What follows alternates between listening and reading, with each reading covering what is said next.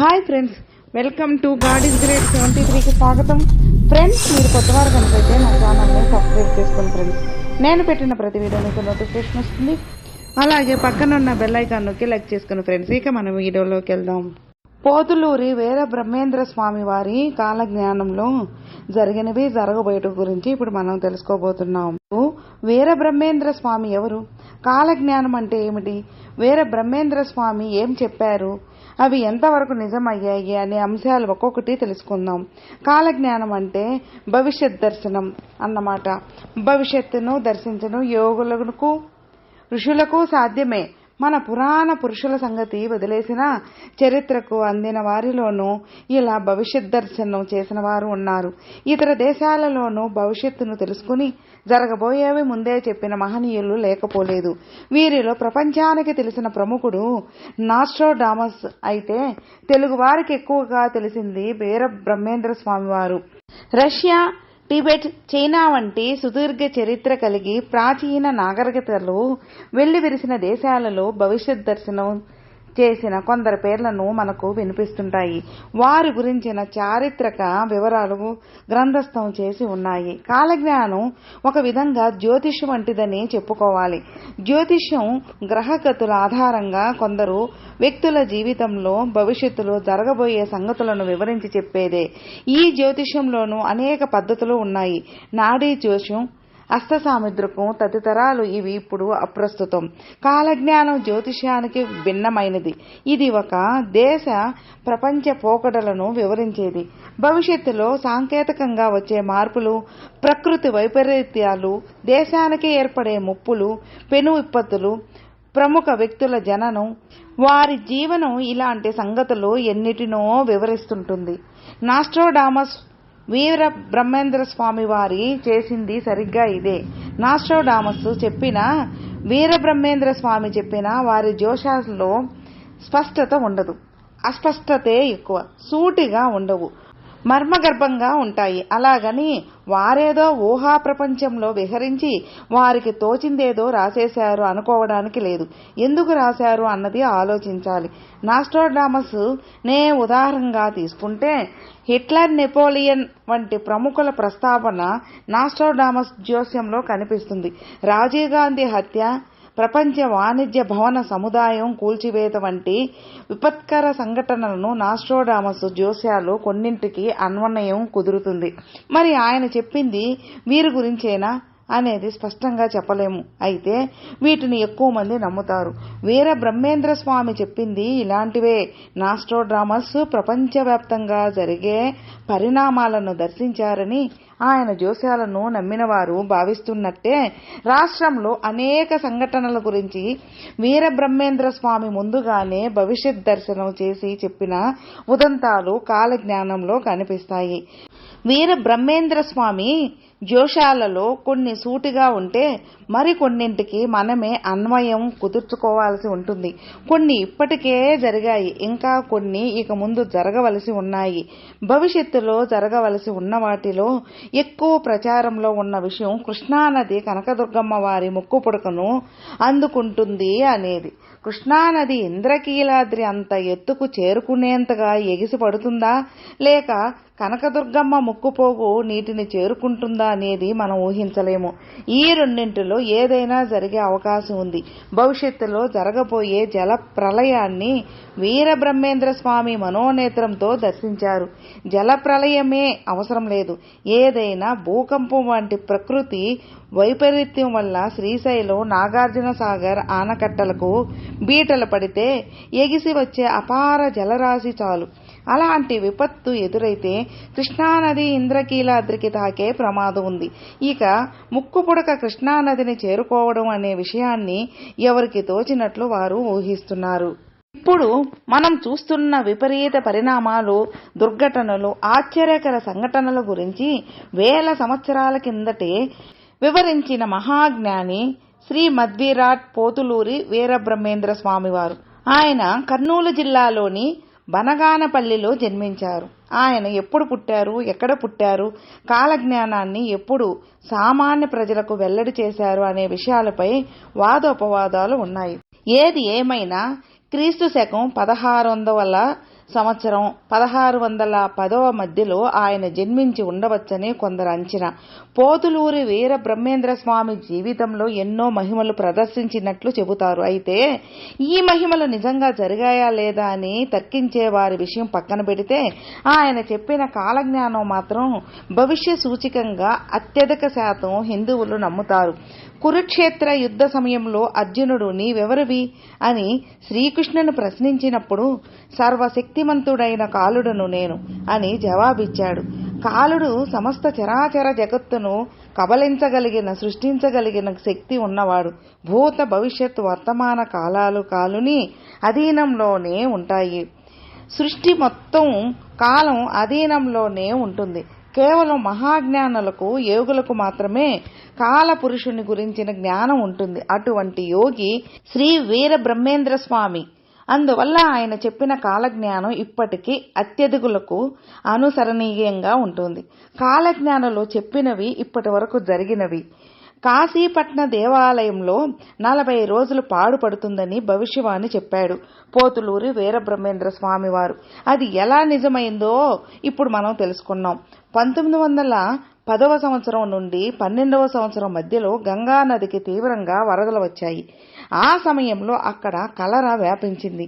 దీనివల్ల ఆ సమయంలో కాశీ పుణ్యక్షేత్రం సందర్శించేందుకు భక్తులెవ్వరూ వెళ్లలేదు. ఒక అంబ 16 సంవత్సరాలు రాజ్యమేలుతుంది. ఇందిరాగాంధీ 16 సంవత్సరాల పాటు మన దేశానికి ప్రధానమంత్రిగా ఉన్నారు. తెర మీది బొమ్మలు గద్దెలెక్కుతారు అన్నారు. రంగులు చూసి ప్రజలు మోసపోతారు. ప్రస్తుతం సినీ నటులు రాజకీయాల్లోకి విస్తృతంగా వస్తున్నారు. తమిళనాడు మాజీ ముఖ్యమంత్రి జయలలిత అంతకంటే ముందు సినిమా నటి, అలాగే మన మాజీ ముఖ్యమంత్రి ఎన్టీ రామారావు గారు సినీ రంగం నుంచి వచ్చిన వారే. చిరంజీవి, విజయశాంతి, జమున ఇలా చెప్పుకుంటూ వెళ్తే చాలా మంది తెర మీద నటులు రాజకీయాల్లో ప్రవేశించారు. రాచరికాలు, రాజుల పాలన నశిస్తాయి. ఇప్పుడు భారతదేశంలో రాచరిక వ్యవస్థ లేదు. ఆఖరికి జమీందారీ వ్యవస్థ కూడా నశించింది. ఉన్నదల్లా ప్రభుత్వము, మంత్రులను. ఈ మంత్రులు వారసత్వంలాగా రారు. నిరంకుశత్వం ఉండదు. ఎన్నికల్లో ప్రజలు గెలిపిస్తేనే అధికారంలోకి వస్తారు. కనుక పోతులూరి వీర బ్రహ్మేంద్ర స్వామి చెప్పిన మాట అక్షరాలా నిజమైంది. ఆకాశాన పక్షి వాహనాదులు కూలి అనేక మంది మరణిస్తారు. ఆకాశంలో పక్షి వాహనాలు నడుస్తున్నాయని పోతులూరి చెప్పే నాటికి అసలు విమానమే పుట్టలేదు.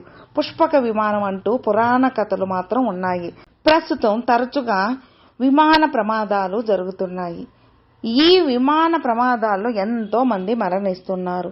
జనసంఖ్య విపరీతంగా పెరుగుతుంది. ప్రస్తుతం ప్రపంచ జనాభా విపరీతంగా పెరిగింది.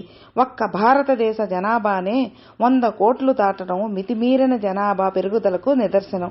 భవిష్యత్తులో అన్ని రకాల సమస్యలు అధిక జనాభా గురించే మొదలవుతాయని శాస్త్రవేత్తలు చెబుతున్నారు.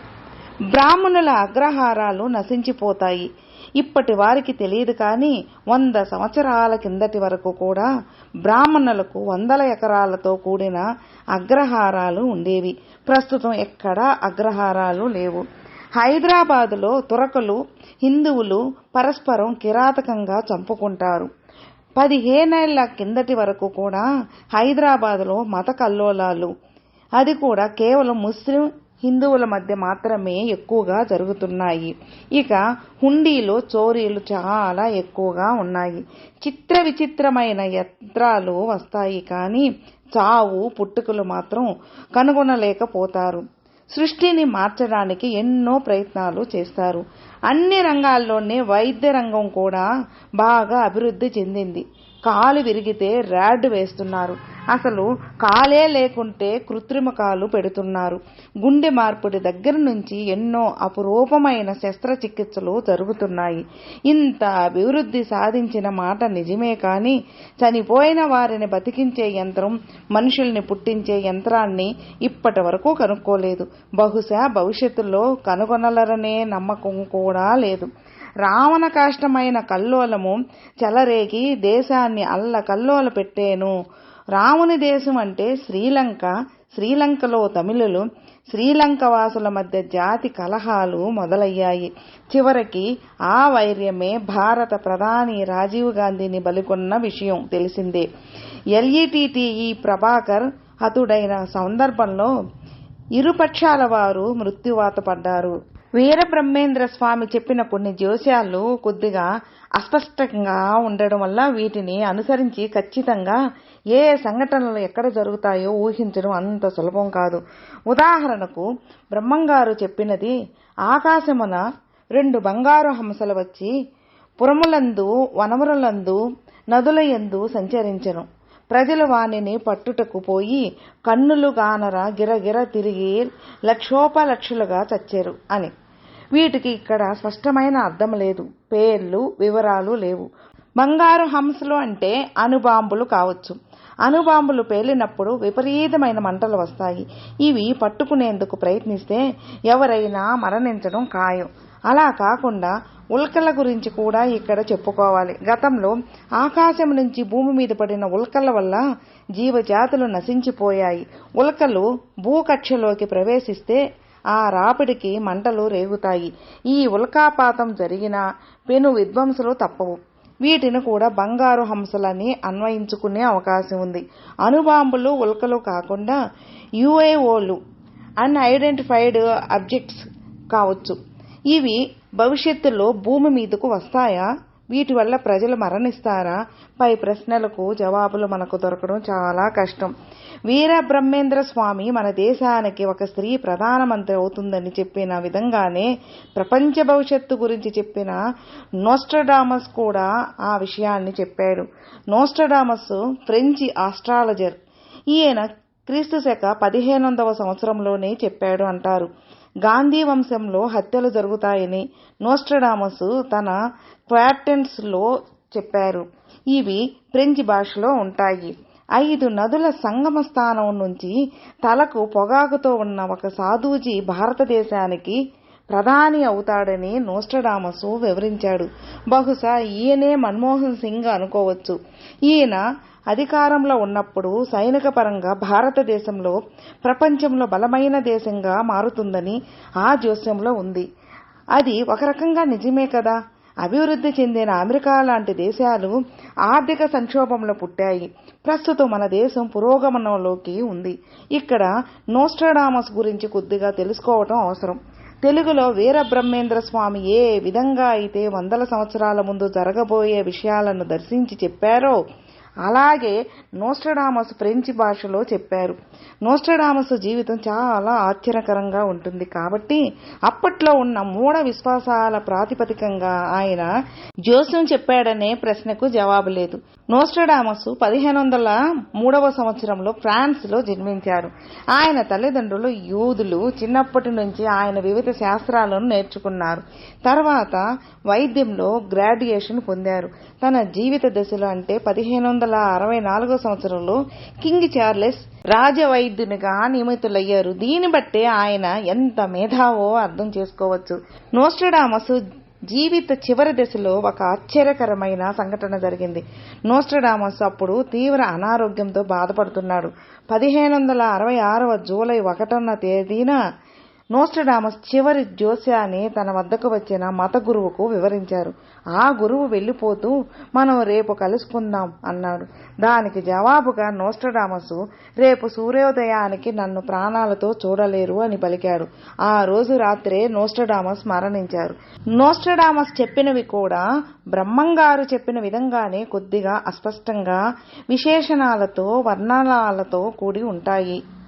ఖచ్చితత్వం తక్కువ. సంవత్సరాలు దేశాల పేర్లు ఎక్కువగా ఉండవు.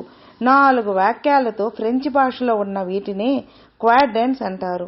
నోస్ట్రడామస్ చెప్పినవి 45 డిగ్రీల కోణంలో ఆకాశంలో మంటలు చెలరేగుతాయి.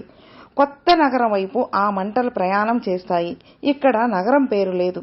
అది ఏ దేశంలో ఉంటుందో, మంటలు ఎలా పుడతాయో చెప్పలేదు. ఎంతకాలం అవి విధ్వంసానికి సృష్టిస్తాయో కూడా లేదు. దీనివల్ల ఈ జ్యోతిష్యానికి ఎవరికి వారు తమ విజ్ఞానాన్ని బట్టి అన్వయించుకున్నారు. డామా కొత్త నగరం అంటే న్యూయార్క్ అని పశ్చిమ దేశీయులు భావిస్తున్నారు. ఇది 3వ ప్రపంచ యుద్ధ సమయంలో సంఘటన అని కూడా కొందరు అంచనా. పోతులూరి వీరబ్రహ్మేంద్ర స్వామి చెప్పిన జోష్యాల్లో ఎన్నో నిజమయ్యాయి. ఉదాహరణకు, గట్టివాడైన పొట్టివాడొకడు దేశాన్ని పాలిస్తాడు అన్నాడు. ఇప్పటి వరకు దేశాన్ని పాలించిన ప్రధానులలో పొట్టివాడైన లాల్ బహదూర్ శాస్త్రి సమర్థవంతమైన పాలనను అందించారు. కపట యోగులు విపరీతంగా పెరిగిపోతారు అన్నారు. వీరి వల్ల ప్రజలందరూ మోసపోతారు. ప్రస్తుతం గాల్లోంచి ఏవేవో వస్తువులు సృష్టించి ప్రజలను మోసం చేసే బాబాలు, కపట సన్యాసులు పెరిగిపోయారు. వీరికి ఏ మహిమలు లేకపోయినా ప్రజలు వారిని గుడ్డిగా నమ్ముతున్నారు. పైగా ఈ దొంగ స్వాములు భోగ విలాసాలకు బానిసలుగా ఉన్నారు. ఎవరో దొంగ సన్యాసుల గుట్టు రట్టవుతోంది. దొంగ స్వాముల వల్ల నిజమైన యోగులకు చెడ్డ పేరు వస్తుంది. ఈ విషయం గురించి వీరబ్రహ్మేంద్ర స్వామి 500 ఏళ్ల కిందటే వివరించారు. ఈ విషయం ఒక్కటే చాలు. వీరబ్రహ్మేంద్ర స్వామి ఇప్పటికి బాబాలు, నకిలీ యోగుల మాదిరిగా పేరు కోసం, డబ్బు కోసం, ఇతర సుఖాల కోసం ఎప్పుడూ ప్రయత్నించలేదని రుజువు చేసేందుకు, అంతేకాకుండా నిజాలు తెలుసుకోకుండా యోగులందరూ దొంగలే అని వాదించే కొందరికి ఇది కనువిప్పు కలిగిస్తుంది. కాలజ్ఞానంలో ఇలాంటి అంశాలు కోకొల్లలు. వీరబ్రహ్మేంద్ర స్వామి చెప్పిన అన్ని విషయాలు తెలుసుకోవాలంటే కాలజ్ఞానం చదవాలి. కాలజ్ఞాన రచన వీరబ్రహ్మేంద్ర స్వామికి వీరం బోట్లయ్య అనే పేరు కూడా ఉంది. ఈయన తండ్రి పేరు వీరభోజ్యరాయలు, తల్లి వీర పాపామాంబ. 8 సంవత్సరాల వయసు వచ్చేసరికి వీరబ్రహ్మేంద్ర స్వామికి అపారమైన విజ్ఞానం ఏర్పడింది. ఆధ్యాత్మికత గురించి ఎక్కువగా ఆలోచిస్తూ ఇతరులతో తక్కువగా మాట్లాడుతుండేవాడు. అద్భుత తత్వవేత్త ఆది శంకరాచార్యుల వల్లనే వీరబ్రహ్మేంద్ర స్వామి కూడా వివిధ విషయాలపై తాను జ్ఞానాన్ని సంపాదించడమే కాకుండా ఇతరులకు చెప్పేందుకు నిర్ణయించుకున్నాడు. తండ్రి మరణించిన కొద్ది కాలం తర్వాత తన తల్లిని వదిలి వివిధ ప్రదేశాలను సందర్శించేందుకు నిర్ణయించుకుని తల్లి అనుమతి కోరాడు. తల్లి పుత్రా ప్రేమ వల్ల దీనికి అభ్యంతరం చెప్పింది. అప్పుడు వీరబ్రహ్మేంద్ర స్వామి తల్లికి వివిధ రకాల విషయాల గురించి జ్ఞానాన్ని అందజేశాడు. అశాశ్వతమైన ఈ దేహం కోసం, బంధాలు, అనుబంధాల కోసం ప్రతి క్షణం తప్పించడం వృధా ప్రయాస అని తెలియజెప్పాడు. శరీర తత్వం ఎలా ఉంటుంది? ఈ భౌతిక శరీరం ఆకాశం, గాలి, అగ్ని, నీరు, పృథ్వీ అని 5 అంశాలతో రూపొందించుతుందని తల్లికి వివరించారు వీరబ్రహ్మేంద్ర స్వామి. వేదాల్లోనూ ఇదే ఉంది. పంచభూతాల కలయికతోనే నేను అనే భావన ఏర్పడుతుంది.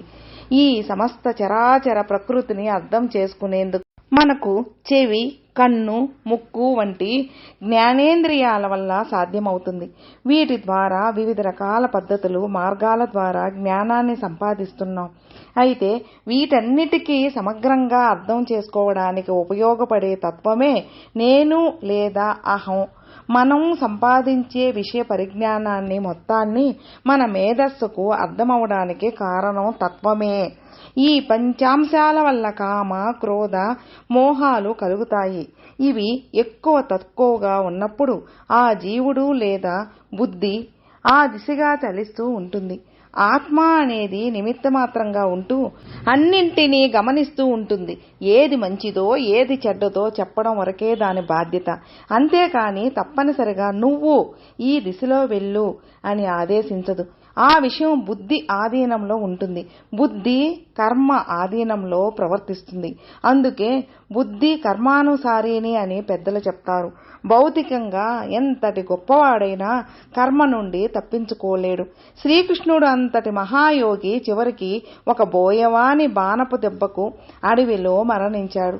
ఈ విషయాన్ని ఎవరు గ్రహిస్తారో, పరబ్రహ్మను ఎవరు ధ్యానిస్తారో వారికి దుఃఖం తగ్గుతుంది అని తల్లికి వివరించాడు.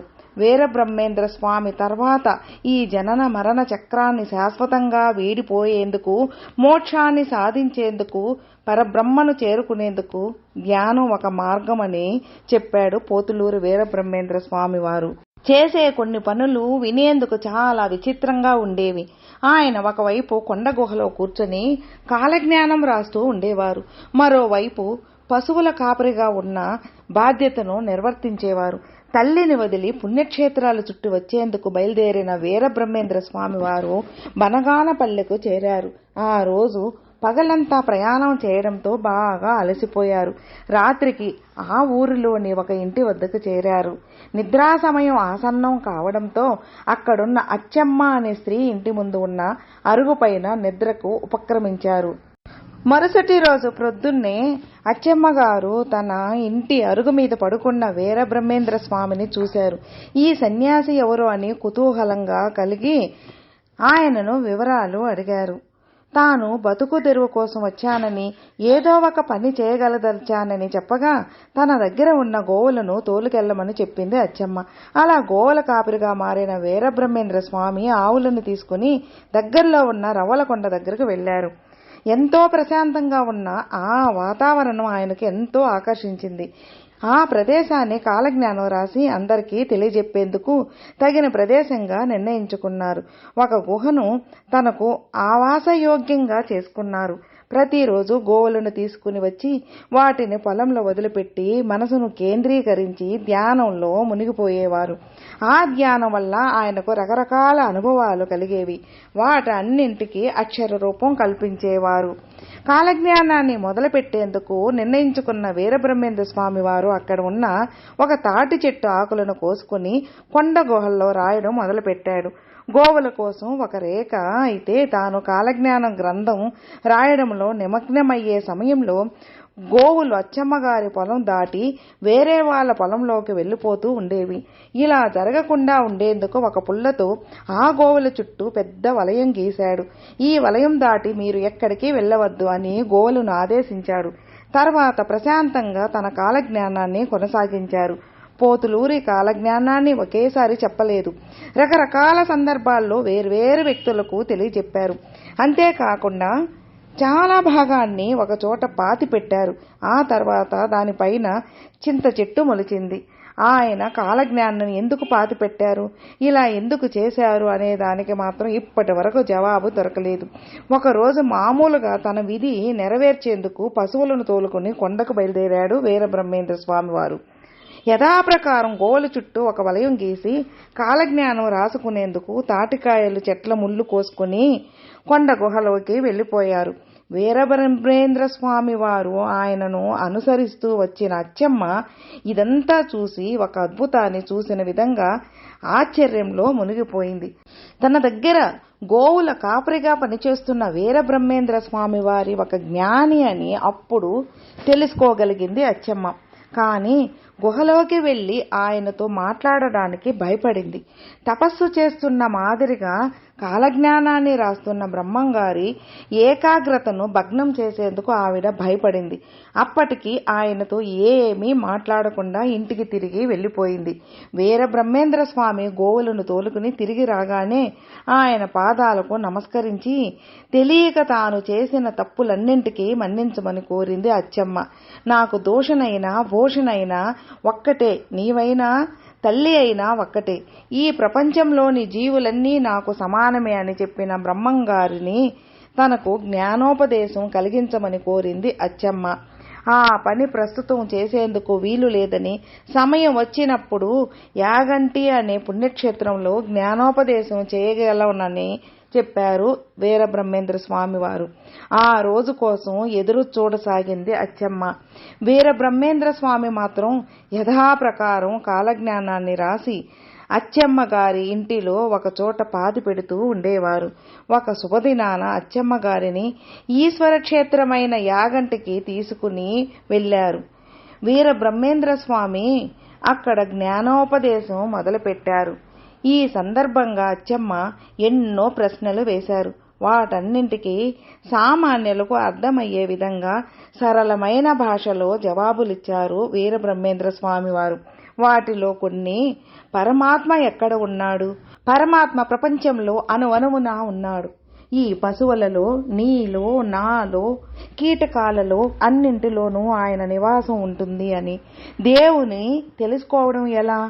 దేవుని తెలుసుకోవడానికి చాలా మార్గాలు ఉన్నప్పటికీ భక్తి, ధ్యానం శ్రేష్టమైనవి. భక్తి మార్గం అంటే కేవలం భగవంతుని ధ్యానిస్తూ జీవితాన్ని గడపడమే. దీన్నే భక్తి యోగం అని కూడా అంటారు. ధ్యాన యోగం అంటే ప్రాణాయామం ద్వారా ఈ సృష్టిని ప్రారంభించిన బ్రహ్మను తెలుసుకోవడమే. దేవుని ఏ రూపంలో మనం చూడగలం? స్త్రీయా, పురుషుడా? పరబ్రహ్మ నిరాకారుడు, నిర్గుణుడు. మనం ఏ విధంగానూ నిర్వర్తించలేము. ఈ విధంగా అచ్చమ్మగారి సందేహాలను తీర్చిన తర్వాత ఆమెకు కొన్ని మంత్రాలను ఉపదేశించారు వీరబ్రహ్మేంద్ర స్వామివారు. వీటిని ఏకాగ్ర చిత్తంతో జపిస్తూ ఉండమని చెప్పారు. తర్వాత కాలజ్ఞానం గురించి వివరించడం మొదలుపెట్టారు. వీరబ్రహ్మేంద్ర స్వామి తనకు తెలిసిన భవిష్యత్ విషయాలను వివిధ సందర్భాల్లో చెప్పుకుంటూ వెళ్లారు. అంతేకాకుండా వీరబ్రహ్మేంద్ర స్వామి వివిధ ఊళ్ళు తిరుగుతూ ఉండేవారు. ఎక్కడ ఉండాలనిపిస్తే అక్కడ తినేవారు, విశ్రమించేవారు, కాలజ్ఞానం ఉపదేశం చేసేవారు. అందువల్ల కాలజ్ఞానం ఒక క్రమపద్ధతిలో ఉండదు. వీరబ్రహ్మేంద్ర స్వామి తాను రాసిన కాలజ్ఞానంలో ఎక్కువ బనగానపల్లిలో ఒక చోట పాతిపెట్టారు. తర్వాత దానిపైన ఒక చింత చెట్టు మొలిచింది. ఆ చింత చెట్టు వయసు 400-500 సంవత్సరాల మధ్య ఉంటుందని నిర్ధారించారు. ఈ చింత చెట్టుకు స్థానికులు పూజలు చేస్తూ ఉంటారు. ఈ చెట్టు నుంచి కొన్నిసార్లు ఎర్రని ద్రవం వస్తుందని స్థానికులు చెప్తారు. ఈ చెట్టుకు కాసే చింతకాయలు తినేందుకు పనికిరాకపోవడం ఆశ్చర్యం. వీరబ్రహ్మేంద్ర స్వామి అచ్చమ్మతో మాట్లాడిన ప్రదేశాన్ని ముచ్చట్ల గుట్ట అని పిలుస్తూ ఉంటారు. అచ్చమ్మకు చెప్పిన జ్యోతిష్యము వేసల వల్ల ప్రజలు భయంకర రోగాలకు గురవుతారు. వావి వరసలు లేకుండా మనుషులు మృగాల్లా ప్రవర్తిస్తారు. ఇది అక్షర సత్యం అయ్యింది. ప్రస్తుతం ప్రపంచానికి గడగడలాడిస్తున్న ఎయిడ్స్ వ్యాధికి మందే లేదు. ఈ వ్యాధి వచ్చిన వారు మరణించక తప్పదు. అక్రమ సంబంధాలు ఇటీవల విపరీతంగా పెరిగి హత్యలకు దారితీస్తున్నాయి. రాజులు తమ ధర్మాన్ని మరచిపోతారు. వారు విలాసాలు విందుల్లో మునిగి తేలుతూ ఉంటారు. ధర్మభ్రష్టులవుతారు. ఇక్కడ రాజులు అంటే పాలకులు అని అర్థం. వారు రాజులు కావచ్చు, ప్రస్తుతం ఉన్న ప్రజాప్రతినిధులు కావచ్చు. అనేక రాష్ట్రాల్లోని ముఖ్యమంత్రుల, దేశాల ప్రధానమంత్రులు కూడా అవినీతి కుంభకోణాలలో చిక్కుకుపోవడం పత్రికల ద్వారా ప్రజలకు వెల్లడి అవుతోంది. పార్టీ ఏదైనా ప్రజాప్రతినిధులు అత్యధిక శాతం అవినీతికి పాల్పడుతున్నారు. శాంతమూర్తులకు కూడా విపరీతమైన కోపం వస్తుంది. వివిధ వర్ణాల వారు తమ ఆచారాలను వదిలి ఇతరుల ఆచారాలను అనుసరించి నాశనం అవుతున్నారు. నిజమే కదా? మానసిక ఒత్తిడి విపరీతంగా పెరిగిన దరిమిలా శాంతమూర్తులు కూడా ఆవేశానికి, ఆగ్రహానికి లోనవడం మనం చూస్తూనే ఉన్నాం. పైర్లు సరిగా పండవు. పాడి పశువులు పాలు సరిగా ఇవ్వకపోవడం వల్ల కరువు భయంకరంగా పెరుగుతుంది. మొదట తెలంగాణలోని కొన్ని జిల్లాల్లో మాత్రమే కరువు ఉండేది. ఇప్పుడు రాయలసీమలో కూడా కరువు పెరిగిపోయింది. దీన్ని తట్టుకోలేక రైతులు పొలాలను వదిలేసి కూలీలుగా పట్టణాలకు వలస వెళ్లిపోవడం సాధారణంగా మారిపోయింది. నీటికి కరువు లేని కోస్తా జిల్లాల్లో కూడా ఇప్పుడు కొత్తగా నీటి సమస్య మొదలైంది. దీనివల్ల పంటలు కూడా పండని పరిస్థితి ఏర్పడింది. భవిష్యత్తు ఇంకా ఘోరంగా మారే అవకాశాలు కనిపిస్తున్నాయి. బ్రాహ్మణులు తమ ధర్మాలను, పౌరోహిత్యం వదిలి ఇతర కర్మలను చేపడతారు. దానివల్ల అంతా అల్లకల్లోలంగా మారుతుంది. పోతులూరి చెప్పిన కాలంలో ఇది విడ్డూరమే. అప్పట్లో ఏ కులం వారు ఆ కుల వృత్తి చేపట్టేవారు. ఇప్పుడు కులవృత్తులు లేవు. ఎవరికి ఏ పని ఇష్టమైతే ఆ పనిలో స్థిరపడుతున్నారు. చోళమండలం నష్టమైపోతుంది. తుఫానులు ఎక్కువగా తమిళనాడు తీరాన్ని తాకుతూ ఉంటాయి. ఈ కారణం వల్ల ఇతర రాష్ట్రాలతో పోలిస్తే తమిళనాడుకు ఎక్కువగా నష్టం జరుగుతూ ఉంటుంది. ఏనుగుకు పంది పుడుతుంది, పందికి కోడి పుడుతుంది. ఇలాంటి వింత సంఘటనలు తరచుగా పేపర్లలో చదువుతూనే ఉన్నాం. కుక్కకు పిల్లి, పంది కడుపున కోతి పుట్టిన ఉదాంతాలు ఫోటోలతో సహా వార్తల్లో చూశాం. వివిధ జన్యు కారణాల వల్ల ఇలా జరుగుతోందని శాస్త్రజ్ఞులు ధృవీకరించారు కూడా. వీటిని ఏ విధంగానూ ఆపలేమని కూడా శాస్త్రజ్ఞులు చెప్పారు. వావి వరసలు తగ్గిపోతాయి. తండ్రి కొడుకును, కొడుకు తల్లిని దూషించడం చాలా సాధారణమవుతుంది.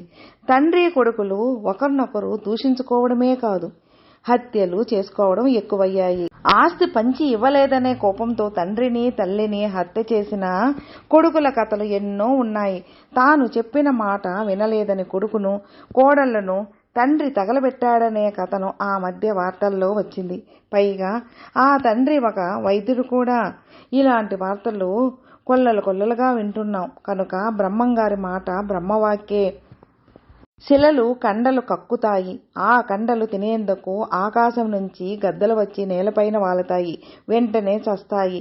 ఆ చచ్చిన వాటిని పట్టుకుని ప్రజలు గంతులు వేస్తారు. ప్రజలు కొరువులు, సిగరెట్లు, బీడీలు కావచ్చు. నోట కరుచుకుని తిరుగుతారు. కొండలు మండుతాయి. చిన్న పెద్ద తేడా లేకుండా, ఆడ మగ తారతమ్యం లేకుండా ఎందరో సిగరెట్లకు అలవాటు పడుతున్నారు. బహుశా ఇది ఇంకా పెరుగుతుంది కావచ్చు. ఇక కొండలు మండటం అంటే అగ్నిపర్వతాలు అని సూటిగానే తెలుస్తోంది. నిజానికి అగ్నిపర్వతాలు భారతదేశంలో ఎక్కడా లేవు. ఇవి ఆగ్నేయాసియా దేశాల్లో, యూరప్ దేశాల్లో మాత్రమే కనపడతాయి. వాటిని గురించి బ్రహ్మంగారు 500 ఏళ్ల కిందట చెప్పడం ఆశ్చర్యకరంగా ఉంది. జనుల కడుపులో మంటలు పుడతాయి, నోట్లో బొబ్బలు లేస్తాయి, నెత్తురు కక్కుతూ రోగాలు పాలై జనులు మరణిస్తారు. అలాగే పశువులు, క్రూర మృగాలు కూడా చస్తాయి అని చెప్పారు. పూర్వంతో పోలిస్తే ఇప్పుడు వైద్య శాస్త్రం ఎంతో అభివృద్ధి చెందింది. అయినా సరే కొత్త కొత్త రోగాలు వస్తున్నాయి. క్షయ లాంటి ఎన్నో జబ్బులకు అద్భుతమైన మందులు కనిపెట్టారు. కానీ క్యాన్సర్, ఎయిడ్స్ లాంటి వ్యాధులు భయపెడుతున్నాయి. దీనికి పంటల్లో వాడే ఎరువులు, వాతావరణ కాలుష్యం, మన అలవాట్లు, జీవనశైలి లాంటి ఎన్నో కారణాలున్నాయి. మొత్తానికి ఈ పరిణామాన్ని 100 సంవత్సరాల కిందటే చెప్పడం అద్భుతం. అణుబాంబుల వల్ల అణుధూళి ఏర్పడుతుంది. దీనివల్ల బ్లడ్ క్యాన్సర్, ఇతర రోగాలు వస్తాయి. నోట్లో బొబ్బలు రావటం కూడా అణుధూళి చూపించే ప్రభావం వల్లే, అణుబాంబు ప్రభావం వల్లే మనుషులే కాకుండా క్రూర మృగాలు, పశువులు కూడా కోట్ల సంఖ్యలో మరణించాయి. మొత్తం మీద ఇక్కడ చెప్పినవన్నీ అణుబాంబుల వల్ల కలిగే దుష్పరిణామాలే అని అర్థం చేసుకోవచ్చు. ఫ్రెండ్స్, ఇది 1వ భాగం మాత్రమే. 2వ భాగంలో మళ్ళీ కలుసుకుందాం. ఫ్రెండ్స్, మీకు ఈ వీడియో నచ్చితే లైక్ చేయండి, మీ ఫ్రెండ్స్ షేర్ చేయండి. సబ్స్క్రైబ్ చేసుకున్నట్లయితే ప్లీజ్ సబ్స్క్రైబ్ చేసుకోండి. నేను పెట్టిన ప్రతి వీడియో మీకు నోటిఫికేషన్ వస్తుంది. అలాగే మీ అభిప్రాయాన్ని కామెంట్లో మెసేజ్ చేయండి. ఓం నమః శివాయ నమః.